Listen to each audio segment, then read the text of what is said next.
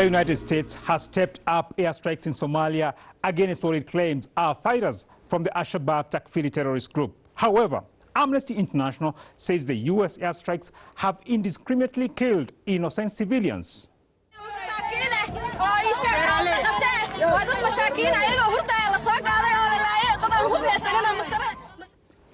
Hello and welcome to this edition of Africa Today, which will focus on U.S. airstrikes in Somalia and what is at stake in this Horn of Africa state. Today we shall also analyze Tanzania's new mining laws introduced by President John Magufuli's government to ensure that the country fully benefits from its natural resources.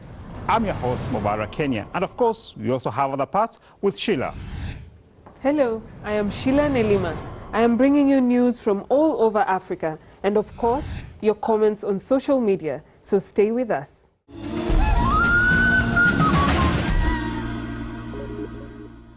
U.S. airstrikes in Somalia. Amnesty International says the United States is killing innocent civilians in its airstrikes inside Somalia. The United States military, through its Africa Command AFRICOM, has conducted hundreds of airstrikes in Somalia over the last decade under the pretext of fighting the Al-Shabaab terrorist group. Instead of defeating these terrorists, the U.S. airstrikes have brought pain and suffering to innocent Somali civilians.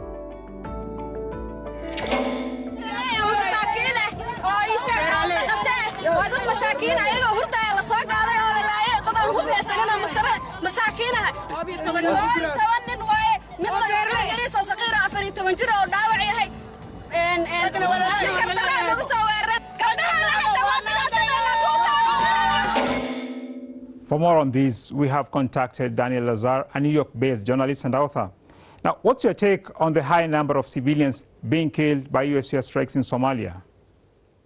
Well, the U.S. has stepped up airstrikes dramatically. I think there have been more than 40 this year so far, which is more than I think the previous 4 years. So there's been a dramatic increase in airstrikes, and when you have airstrikes, you have civilian casualties. That invariably happens. But the point is there's no accountability. The U.S. is not answerable to anybody. Civilians complain, but there's no one to help them. Thanks for that, and stay tuned for more.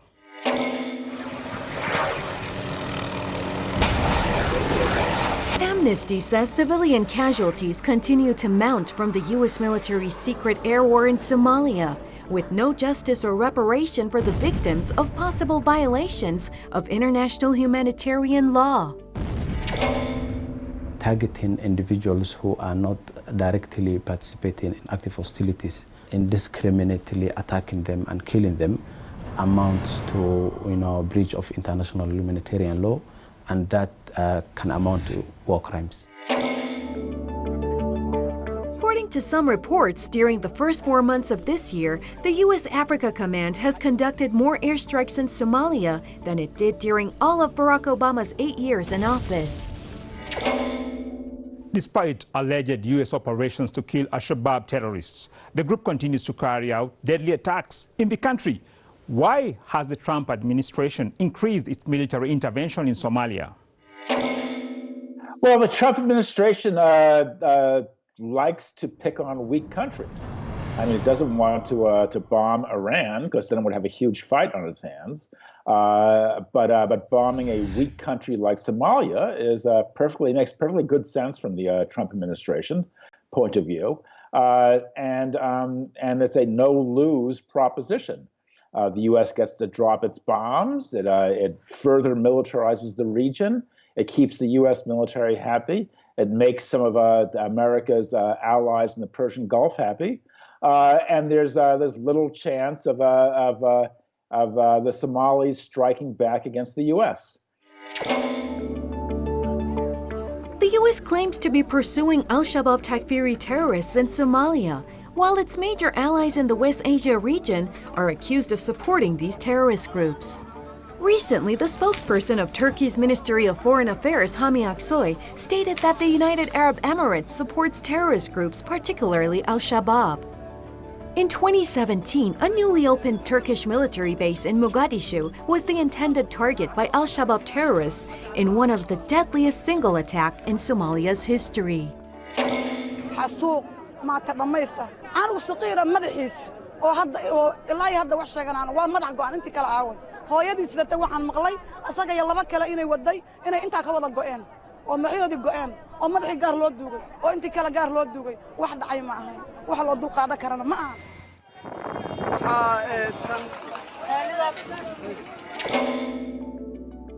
Turkey, whose influence in Somalia has grown tremendously, was undeterred by the Al-Shabaab attack. We are aware of the threats and dangers on the ground, but despite all these challenges, we will continue to assist the Somali people. Somalia is clearly at the center of Persian Gulf rivalries, pitting Qatar on the one hand and Saudi Arabia and the UAE on the other. Is Somalia now a theater of competition for influence among major West Asia powers? They're striving for regional influence, and the likeliest country in question is Qatar, and Qatar has funded over the years a long range of militant takfiri Sunni jihadi groups from Libya and into Syria and Somalia as well, because the Saudis know that essentially the Qataris are cultivating these groups as a kind of forward-striking arm of the Qatari government. Meanwhile, Somalia is now being mentioned as a new frontier for the world's energy industries. In an effort to develop its hydrocarbons amid political instabilities, Somalia has put on auction offshore oil blocks, including those in the contested territory of the Kenyan port of Lamu. Engineer Karar Shukri Dome, Director General in the Ministry of Petroleum and Mineral Resources of the Federal Republic of Somalia, explains here on offshore plans for exploration. We are now encouraging or licensing offshore, and offshore Federal Republic of Somalia is a central, it is strategic, it's very big, it's far out into the sea, the blocks that we will be auctioning. Now, is Somalia's potential as an energy-rich country the source of the current meddling by foreign powers, especially the United States? Recent exploration indicates that Somalia has major oil reserves off its coast. So suddenly it's a very big and important player in the international oil market. And that certainly has concentrated international attention, and especially U.S. attention, on the internal situation in the country. That said, bear in mind that the price of oil has plunged dramatically. In fact, at one point it was at negative $30. So that oil is worth a good deal less. It's worth a fraction of what it once was. So therefore, that lowers Somalia's economic attractiveness.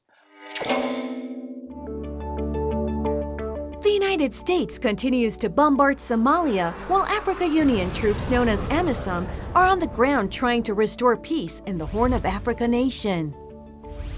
The 2,200,000-strong force, which started its operations in Somalia in 2007, is expected to pull out of Somalia next year.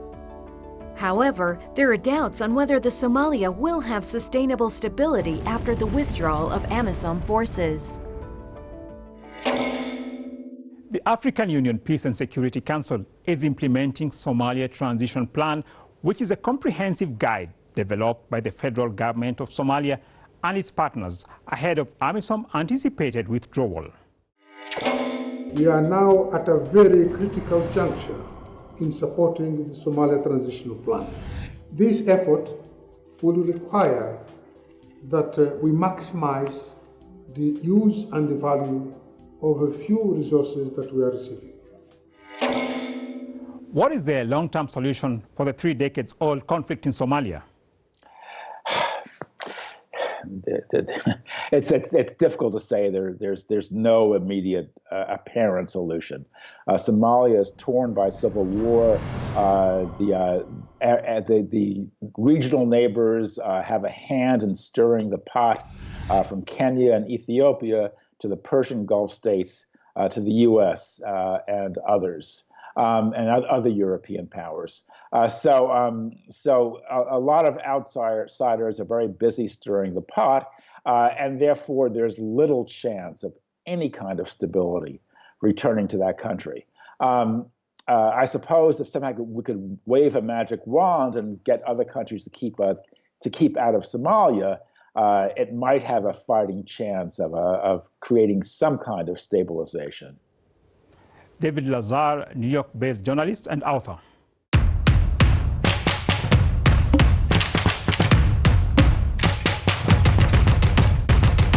And now, before the next subject of our program today, my colleague Sheila Nelima will be presenting you with news and events from across Africa. What do you have today, Sheila? Thank you, Henia. Hello and welcome to this part of the program. It's Sheila Nelima bringing you news from around Africa. Now, to start us off this week, a recent survey revealed that Rwanda, Sudan and the Democratic Republic of Congo have the cheapest mobile data in Africa. The survey was conducted by a UK-based price comparison website. It analyzed 230 countries around the world. Zimbabwe and Equatorial Guinea made the list as the countries with the most expensive mobile data in Africa. Now, while COVID-19 has seen the collapse of African airlines, the Angolan airline has implemented its decision to make its surplus staff redundant. The decision targets retired workers and those with the less likelihood of renewed contracts. This comes after the collapse of the South African national carrier and the Ethiopian airline shifting to cargo services to weather the economic storm. Now, in other news, the South African government has come under scrutiny for the apparent sale of military equipment to Turkey. This was amid the airspace lockdown that only permitted the movement of essential goods. Turkey sent military planes with only one carrying donations, later being loaded with military explosives and ammunition. A spokesperson said that the transaction followed a deal that had been brokered before the lockdown rules were enforced. Now, on to good news. The Zambia National Farmers Union reported a record high in the increase of the sales of their drought-hardy cassava crop. The farmers are raking in profits during this COVID-19 pandemic as the crop is being used in production of ethanol for alcohol-based hand sanitizers. Currently, tons of the cassava are being used per day to make sanitizers for local use and for export to neighboring nations. Now, the transitional government of Sudan has been applauded for criminalizing female genital mutilation. The move has come after years of active advocacy by child welfare organizations, including the UN agencies. Sudan's prevalence rate had been recorded at an alarming 86.6% in 2014. UNICEF committed to help support the new law. Now, on to the art scene. An art gallery has been born by the Cultural Commission of Chamber of Commerce, Industry and Cultural Promotion of Portugal, Senegal and West Africa. The gallery seeks to promote and enhance African art. It also wants to bring together creators, collectors and art enthusiasts in an international platform. Now, this brings us to the end of this part. Visit our social media pages as shown on screen. Do stay tuned. We will be back soon.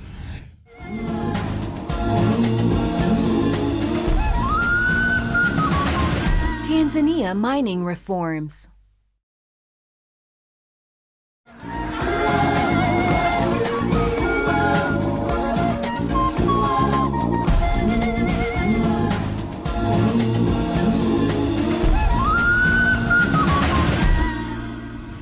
Tanzania is an East African country with vast deposits of natural gas, coal, diamonds, uranium and gemstones. The Mining Act that came into place in 1998 established a smooth license application process and the infamous mining agreements, which were never made public. The agreements included insignificant royalty taxes, tax exemptions, and assured that mines would be safe from government interference. Following his victory in 2015, President John Magufuli started tightening controls on the country's mining sector to maximize the benefits from its wealth of natural resources. In July 2017, the government of Tanzania passed a number of sweeping changes to the Mining Act, and now the country is reaping benefits from its mining sector. The move by President Magufuli has won accolades from many across Africa, including leading intellectuals. We have already seen the statistics that have been displayed here on artisanal mining and the empowerment of your little miner, whether it is in Geita or Mirerani, and we have seen how that has helped improve the immediate lives, has improved the domestic environment in a manner that now informs the policy decision and direction of the Tanzanian government. Now, for more analysis on the mining reforms in Tanzania, we have contacted Linda Masarira, the president of Labour Economists and African Democrats. Thanks a lot for joining us, Ms. Masarira. Now, was the move by the government of Tanzania a betrayal to the investors that have been there for many years? The move by the Tanzanian government was and will never be a betrayal to the investors who are mining in Tanzania. President Magufuli's move was a sign of nationalism and patriotism, which other African countries should emulate. For a very long time, multinational companies have been plundering and looting our resources in Africa and giving us peanuts. It is high time that all African presidents converge and make one decision to ensure that they start defining the market prices of their commodities in Africa. An outstanding segment of the mining law in Tanzania gives the government power to renegotiate terms in mining contracts that it considers unfavorable. The mining reforms implemented by the Tanzanian president have also been welcomed by the country's opposition. Natural resources are public assets. Therefore, if these are public assets, they have to be subjected to public accountability and to parliamentary oversight. Is the rearrangement of previous arrangements a necessary step in reforming Africa's mining sector? Renegotiating bad agreements in the best interest of Africans is the only way to go. For a very long time, multinational companies and our governments have been getting into deals that only benefit the political elite in African countries. Yet, those who work in those mines are always suffering. So it is imperative for all African governments to start putting their people first, to ensure that whatever deal that they get into will develop Africa, will develop their countries, so that Africa can move from the third world status to the first world status which it deserves. All European countries have made money out of Africa, and it is time that Africa makes money out of Europe. The time is now. Tanzania is now reaping the benefit from mining sector reforms, which Dar es Salaam says have seen the sector's contribution to GDP in 2018 and 19 increase to 5%, up from 4.8% the previous year. In his address to the 74th session of the General Assembly of the United Nations, the Tanzania Foreign Minister highlighted some of the benefits of the mining reforms. Thanks to the new mining law, also revenues from the mining sector have exponentially increased from Tanzanian shillings 101 billion in the financial year 2016-2017 to shillings 335.18 billion in the year 2018-2019. As a result, the government has been able to increase its development budget allocation to 40% from 25% in 2015. Consequently, we've been able to implement strategic economic infrastructure projects and also improve social services to our citizens in education, health, water, and sanitation, as well as enhancing availability of electricity. Will uniforming strong regulations and laws enhance the gains of Africa's mining sector? Uniform strong regulations will enhance the gains of Africa's mining sector. The founding fathers of Africa, like Kwame Nkrumah had foreseen this and made an agreement in 1963 where they agreed to have one army, one currency, one market, and one government so that they would defeat neo-colonialists. But years later, Africa is still suffering. Our leaders are greedy. And it is time that we call upon all African leaders to reconsider the agreement that they made in 1963. United we stand and divided we fall. Africa has got the potential to become an economic powerhouse from the vast mineral resources that we have as a continent. The regulatory changes introduced in Tanzania's mining sector have certainly not gone well with Western multinationals which have to operate under a new environment. The export of Tanzania's gold and copper concentrates resumed early this year after the country and Canadian mining giant Barrick Gold signed a new way forward agreement to kickstart their new joint venture company to oversee Barrick's future gold mining operations in the country. Analysts believe the firm resolve by the Tanzanian government compelled the Canadian government to toe the line. In the early days, you'll be victimized, and I am aware because I was keeping tabs on this. When Acacia was being asked to pay back tax by the Tanzanian government, the international community, not in their collectivity, but aspects of it, were telling Tanzania, you are now creating an environment that is hostile to investors. You are now creating an environment that does not allow investors to function. But it is still true that there is no gain without pain. Should creating favorable business always come at the expense of the nation's gain? Africa has been made to peg her minerals using the US dollar. Who has been shortchanged over the years? It is obviously Africa. It is time for African leaders to start introspecting on whether they have been benefiting or not over the years, because it's evident that the business deals that they've been getting into were unfavorable. And it is time for us to peg the market prices of all the minerals that we have in Africa and not in US dollar terms. These are radical decisions that Africa has to make if it wants to get out of the doldrums of poverty that Africa is in. While the Tanzanian government has been lauded for reforming the mining sector, activists say one major outstanding challenge that needs to be addressed is the high prevalence of child labor and health safety hazards in small-scale mines.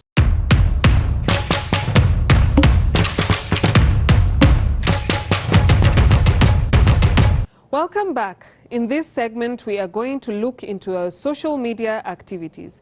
In the episode highlighting the locust invasion in East Africa, where we interviewed FAO's senior locust forecaster, Mr. Cressman, our viewers had this to say. Now, Thermal Energy for You stated that FAO has a sophisticated worldwide locust monitoring and warning system. So why blame climate change for the locust outbreak?